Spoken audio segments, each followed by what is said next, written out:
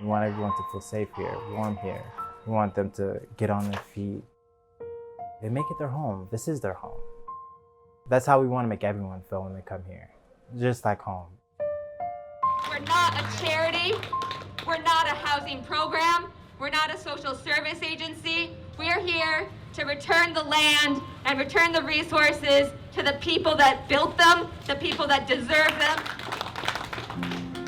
This former Sheraton hotel was going out of business. It lost its flag because of the COVID-19 pandemic. Like most hotels around the country, it was largely vacant and wasn't being used to house people, even though there's room. We can't be in a situation where there are vacancies. We have 82,000 hotel rooms in the state of Minnesota, and 20,000 people who are homeless, so the math is easy. We need housing. When we opened this place up, we just got absolutely swamped with the people who were coming in asking for stuff. And it quickly turned from providing resources for the people who are staying here, the residents, to we kind of had people from all over the neighborhood who were coming in. Do you guys have access to VIP and everything?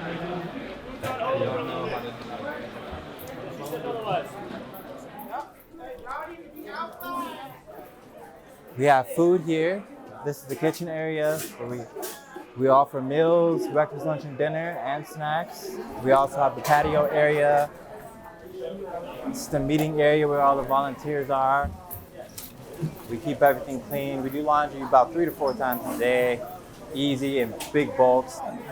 We have a good thing here, and helping people is a great thing, but sometimes things get out of order.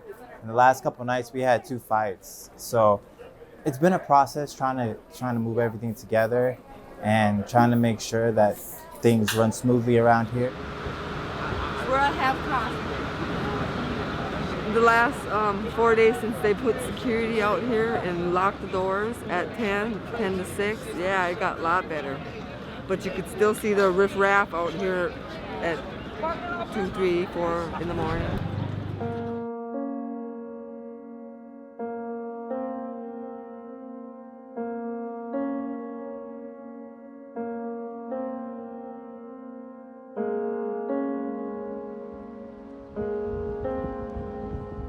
This is about the residents. I am here as a private citizen, as a community volunteer, as a resident of Minneapolis, because housing is a human right. And we can no longer act like housing is not an emergency. It was an emergency well before COVID. We can't say it's an emergency and not do anything about it. I worked as housekeeping out at the airport, and they laid me off because of the virus. And I've been saving money and, out there looking for a place and a new job, and it's just hard for natives, really hard. Even our governor was saying our best vaccine is staying home, but you can't stay home without housing. So the reality is there are hundreds of people that have nowhere else to go. They haven't had anywhere else to go. They've been systematically disenfranchised from other resources. And they are majority indigenous people who have no place to live, Black people who have no place to live. We are clear as a neighborhood association that evictions are not a solution, and we will not stand by and watch our neighbors be displaced and moved around. We're all here to support each other. Powderhorn is first and foremost a community, right? I think that there's a lot of power here in this neighborhood to support, and we're ready for that. My name is Dennis, and I'm homeless right now. It's been almost 2 months. Had a situation through the coronavirus episode. So I been in the streets, heard about the Sheraton. They were offering rooms, and I was there for a couple of days, and it kind of got all mixed up. They allowed me to come live here. I was able to volunteer to help out. These people are kind and considerate, and they help the community. So I think it's only fair that the community stands up and helps the people here. God bless you guys.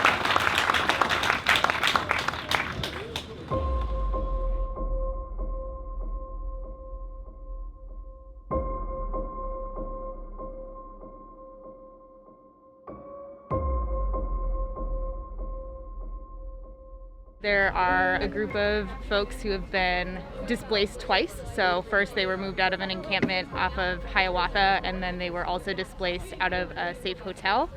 And it sounds like they're going to be displaced for a third time, which isn't okay. I was once homeless too, and I had to struggle out there, so I know what it's like.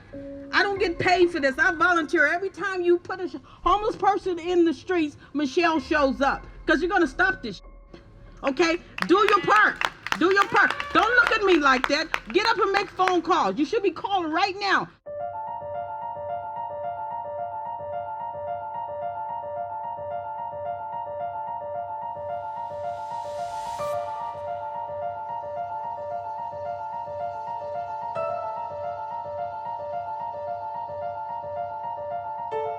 This park is a huge asset to this community and to the neighbors who live here, and that absolutely includes the folks who are currently sheltering in this park, and we will continue to advocate for them to be safe here as long as they need until more permanent solutions arrive, and they must arrive quickly.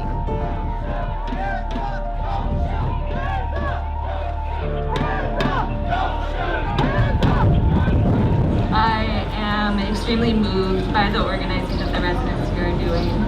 I just want to take a moment, though, to acknowledge that we were given this power by George Floyd, who worked at a shelter in Minneapolis. He should not have been killed by the police, but I want his legacy to include things like this, things like being able to house people. He advocated for people who were experiencing homelessness during his life. People here knew him, and today he was laid to rest in the ground, and I don't want to lose sight of that.